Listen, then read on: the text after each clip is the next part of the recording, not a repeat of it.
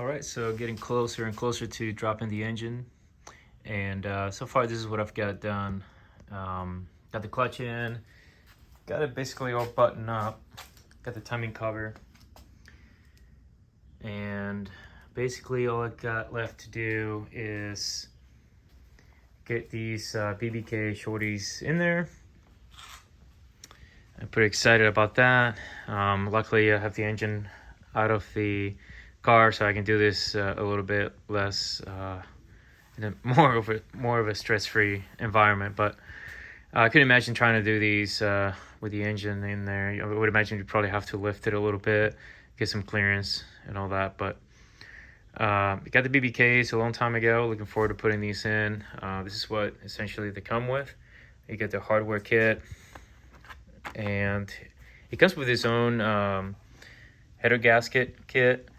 I did purchase another one. Essentially looks like it's a bit thicker, so this is the one that I purchased aside from the one that came with the kit. So the only real difference I see here is that one is a copper gasket and the other one is like a multi-layer steel gasket. So just kind of looking through here a little bit, looks like the copper one is just maybe a bit thicker. Supposed to provide a much better seal. Why this doesn't come standard, I have no idea.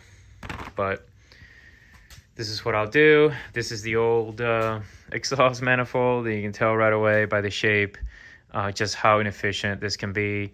There's a great video on YouTube. I'll try and find it again that really explains very well the difference between long tube headers and shorties, and also like which would be the best exhaust configuration based on whether you do a naturally aspirated application or whether you're doing forced induction. So it actually makes quite a bit of a difference whether you go long tube or shorties, depending on where you're NA or boosted.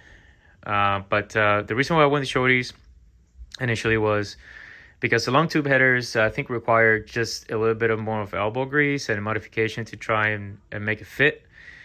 And the shorties is supposed to be just plug and play, so that's really the main idea behind all of this. So, yep, try and get these on and I work from there.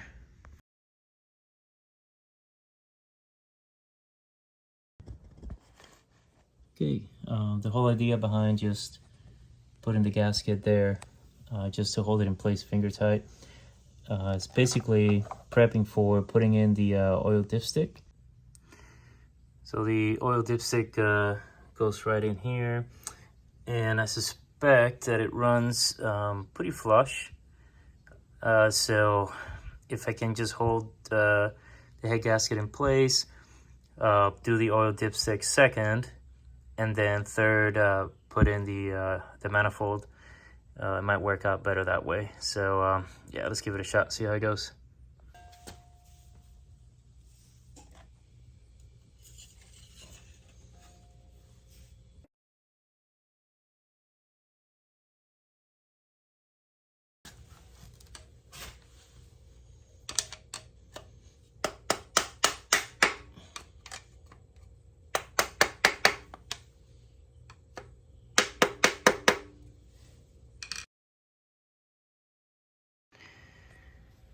So this oil dipstick has got a lip around here, and basically this is what I used as leverage. Put a screwdriver and just hammer the rest of it in. And the same thing for taking it out. To take out, just gotta make sure you wedge something in there and just pry it out. And you may have to from underneath the car. This is what I had to do, is hammer it until it comes out. But it goes in there a little bit under pressure, not a whole lot. But yeah, once you got it in there, this is essentially what it's gonna look like. And this bolt up here is just gonna be finger tight for now. Just wanna make sure everything fits properly. So got the head gasket first, then the dipstick second, and then I'm gonna put the manifold on and see how that works.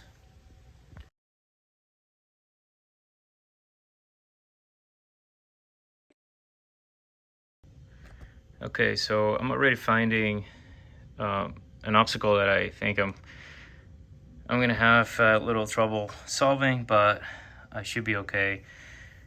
So basically I'm just getting this anchored on, so everything is just finger tight. I couldn't really screw this one in, and I had to get rid of the bolt that was holding the dipstick in place, because this part of the flange here was essentially preventing, or I should say it was making contact with the dipstick tube, and it wasn't really like fitting very well. So right now it's pretty loose. I'm thinking that once I get all the bolts on there tight, that I should be able to just kind of press this in and be able to somehow bolt it on.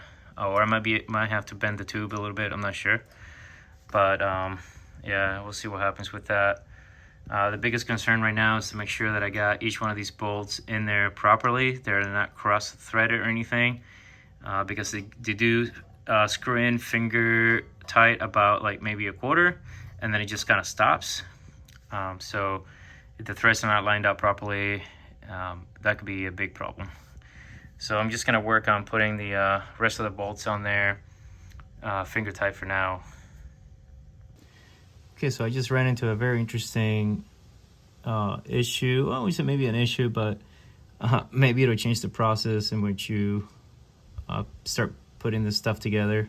So these manifolds, you'll notice that they have a slit here where it's not closed like some of the others. So I was wondering, I wonder why, and I think I just found why they engineered it this way. So this bolt is not so bad. You can get this in there with your hands, no issues. But then once you get to number 3, the third cylinder down, let's see if I can get a good angle here. That is a really tight spot right there to try and get this bolt here screwed in there, because this manifold here kind of gets in the way a little bit. I'm working outside of the car. I couldn't imagine trying to deal with this in the engine bay. So what I think would be a really good starting point is that once you got the gasket in place and you get the oil dipstick in place, maybe screw this bolt right here first before you even put on the manifold, and that way you can kind of slide the manifold on top of this bolt, and that way you don't have to do this as an afterthought. So you would do this bolt first, and then the one up here in the first cylinder, and basically once you're ready, you would just slide the manifold on top of the 2 bolts, and then you shouldn't have an issue after that, basically screwing these in. Okay, these bolts are 10 millimeters, and I got a ratcheting wrench to hopefully be able to get to each one of them.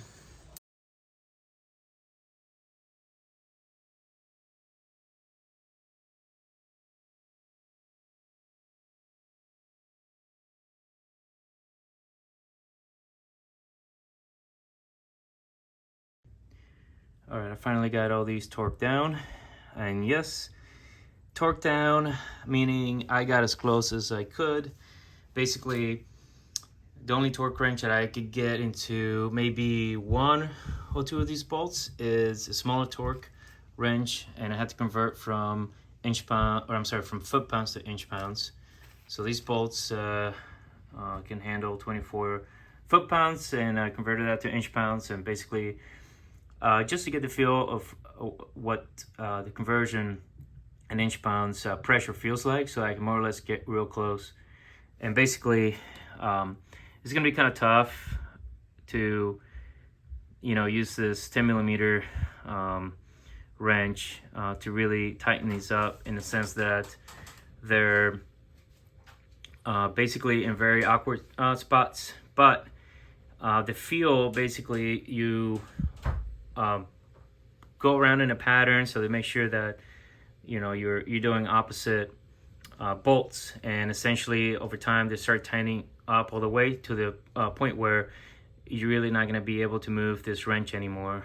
And then even to get to that point and you try to move it even further, it feels kind of awkward to the point where you feel like you might snap the bolt.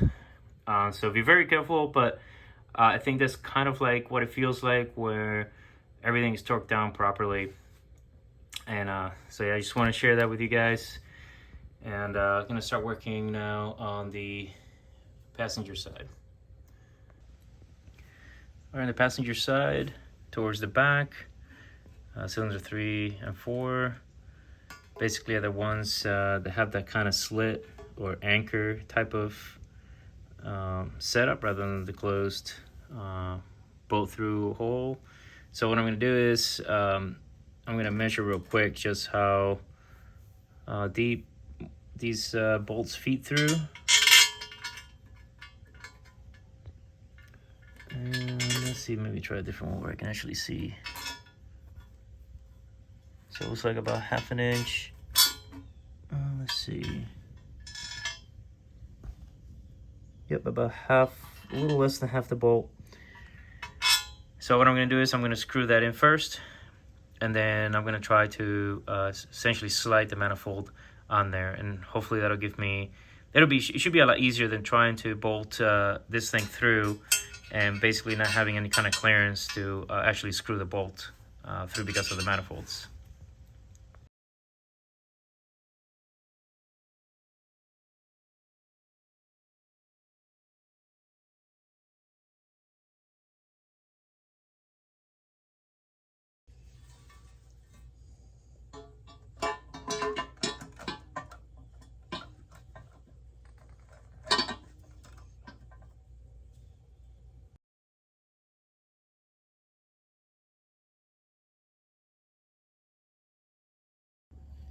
Yep.